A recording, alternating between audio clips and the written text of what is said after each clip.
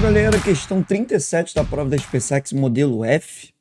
Questão essa também que é uma questão considerada relativamente de nível baixo, mas é uma questão que mistura vários autores de vários momentos da história e que, por isso, pode ser apresentada com um certo grau de dificuldade, principalmente porque ela tem 3 autores absolutistas, um autor iluminista e um líder de um movimento revolucionário na história da Inglaterra, na história das revoluções inglesas.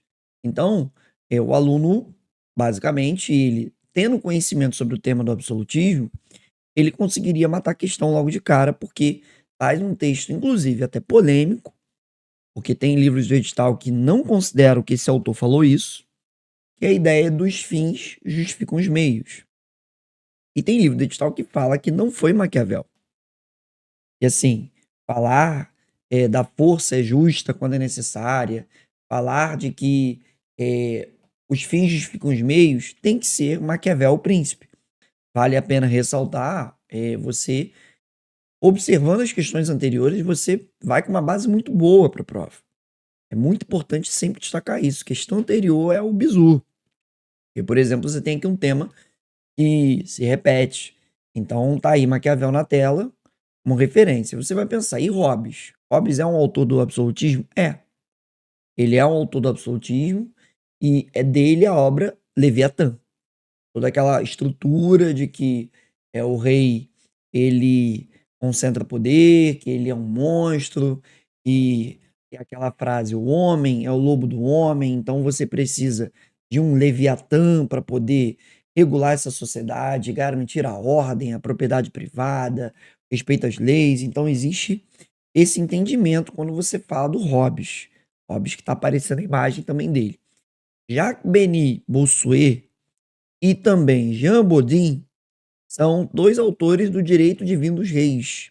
Aparecendo Bossuet, o Bodin não vou colocar, mas eles têm uma mesma leitura de que o monarca, ele tem uma origem divina, e aí o seu poder emana dessa origem divina, de que ele é escolhido de Deus, então a ideia do direito divino dos reis. E fortalece, em alguns momentos, reis absolutistas. Então, por exemplo, Luís XIV, aquela ideia de o Estado sou eu, ele acredita nesse pensamento do Bossuet, do Bodin, de direito divino. Então você fortalece esse tipo de pensamento do direito divino dos reis. Aí vamos lá, esses 3 são absolutistas.